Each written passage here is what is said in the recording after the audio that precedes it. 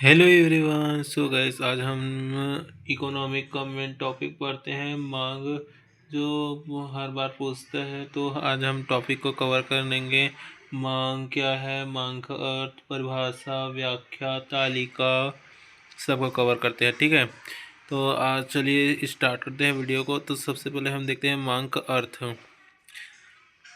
अर्थशास्त्र में मांग का संबंध हमेशा एक निश्चित मूल्य से होता है।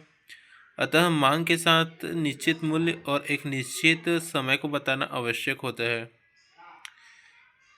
देख सकते हो, ये रहा अर्थ। अब इसका आशय देख लेते हैं। सॉरी गाइस, गलती से कट मट लग गया है, बट ये सही है, इसको पढ़िएगा। मांग से आशय एक दी हुई वस्तु की उन विभिन्न मात्राओं से होता है जिन्हें उपभोक्ता एक बाजार में किसी दिए हुए समय में विभिन्न मूल्यों पर क्रय करता है। वस्तु के लिए केवल इच्छा होना ही वस्तु की मांग नहीं कहलाती, अभी तो उस इच्छा की पूर्ति के लिए व्यक्तियों के पास पर्याप्त साधन भी होने चाहिए। परिभाषा देखते हैं। जे.एस. मिल के अनुसार मांग का तात्पर्य किसी वस्तु की उस मात्रा से है जिसे व्यक्ति दिए हुए मूल्य पर खरीदने को तैयार रहता है। प्रोफेसर बेनहम के अनुसार देख सकते हो, ये सरल है। किसी दी हुई कीमत पर किसी वस्तु की मांग उस वस्तु की वह मात्रा है जो उस कीमत पर एक निश्चित समय में खरीदी जाएगी। सो गाइस, मांग का अर्थ देख लिए हैं, परिभाषा देख ले। अब देखते हैं मांग का नियम। क्या है मांग का नियम? तो पहले अर्थ देख लेते हैं मांग का नियम का। किसी वस्तु के मूल्य और उसकी मांग के मध्य संबंध को मांग के नियम के नाम से जाना जाता है। मांग के नियम का प्रत्येक क्षेत्र में महत्वपूर्ण स्थान है, क्योंकि मांग का नियम यह बताता है कि अन्य बातों के समान रहने पर किसी वस्तु के मूल्य में वृद्धि होने से उसकी मांग कम हो जाती है, तथा किसी वस्तु का मूल्य कीमत में कमी होने से उसकी मांग बढ़ जाती है। इस प्रकार वस्तु के मूल्य और उसकी मांग के मध्य विपरीत संबंध पाया जाता है। इसे ही मांग का नियम कहा जाता है। प्रोफेसर के अनुसार यदि अन्य बातें समान रहे तो किसी वस्तु के मूल्य में कमी होने पर उसकी मांग बढ़ जाती है और किसी वस्तु के मूल्य में वृद्धि होने पर उसकी मांग घट जाती है। यह है प्रोफेसर मार्शल के अनुसार।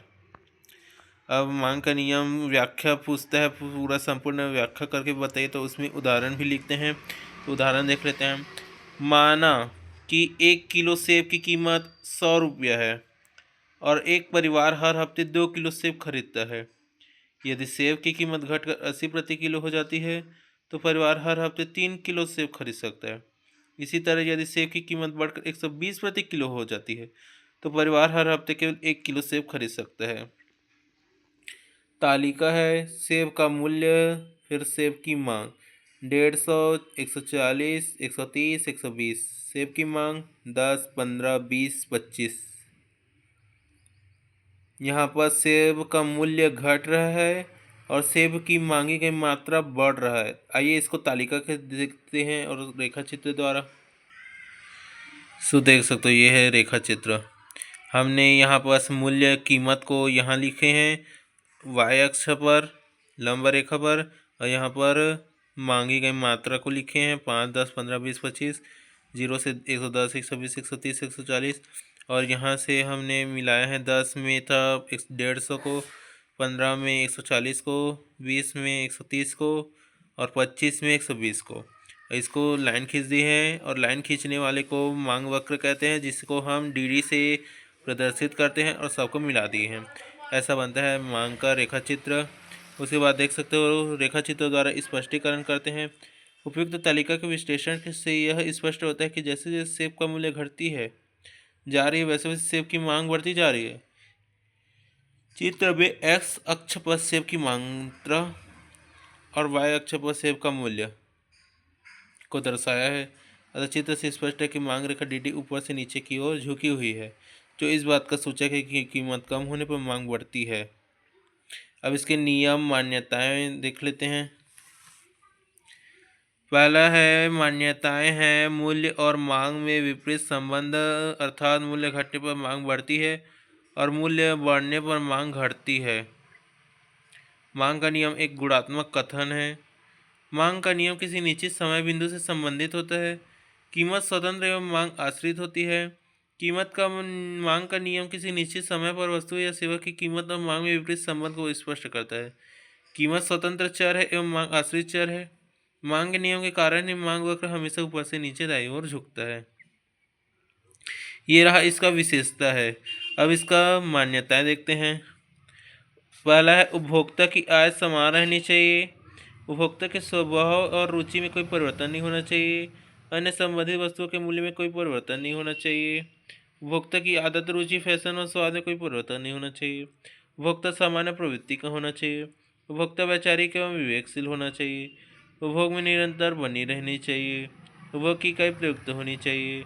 वस्तु के सभी इकाइयाँ आकार व गुण में समान होनी चाहिए। उपभोक्ता की मानसिक स्थिति में परिवर्तन नहीं होना चाहिए। स्थापना वस्तुओं की कीमत में परिवर्तन नहीं होना चाहिए। वस्तु की किसी नई स्थापना वस्तु की खोज नहीं होनी चाहिए।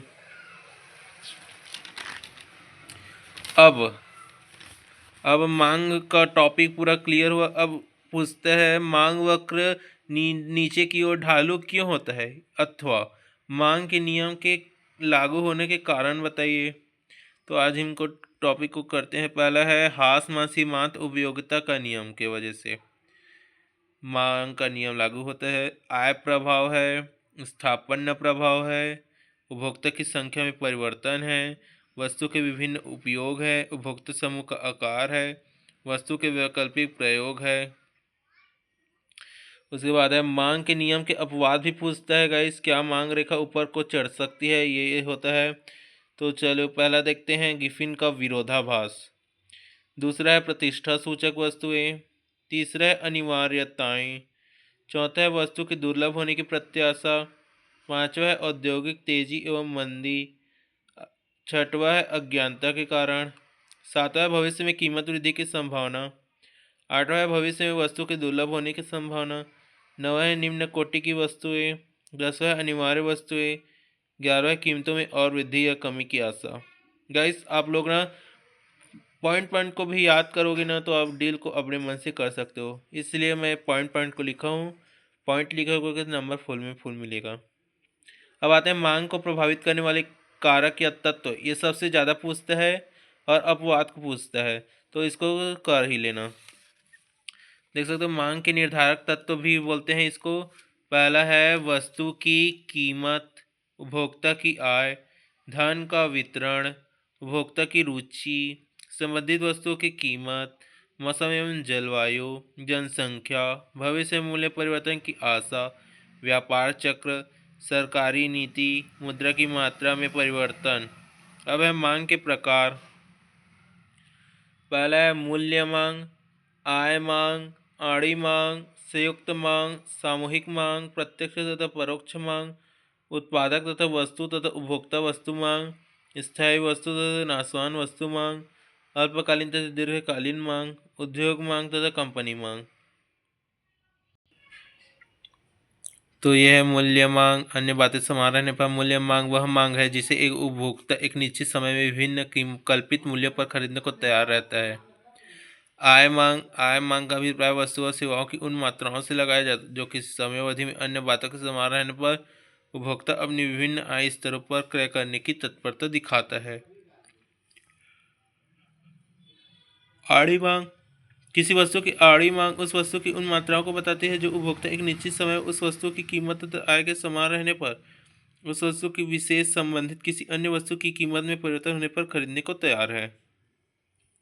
संयुक्त मांग, जब कभी एक उद्देश्य की पूर्ति के लिए एक साथ दो वस्तुओं की मांग की जाती है तो उसे संयुक्त मांग कहा जाता है। रोटी और मक्खन की मांग, क्रिकेट बैट व बॉल की मांग आदि।